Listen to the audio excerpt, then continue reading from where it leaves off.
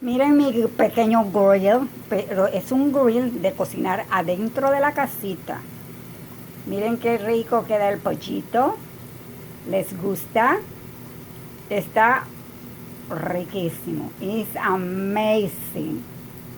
Pero ¿sabe para quién es este pollo? No es para mí. Es para Yael. Ella se va a comer los 3 pedazos, los 3 pieces chicken. You like it? ¿Vieron mi grill? ¿Les gusta? Bye.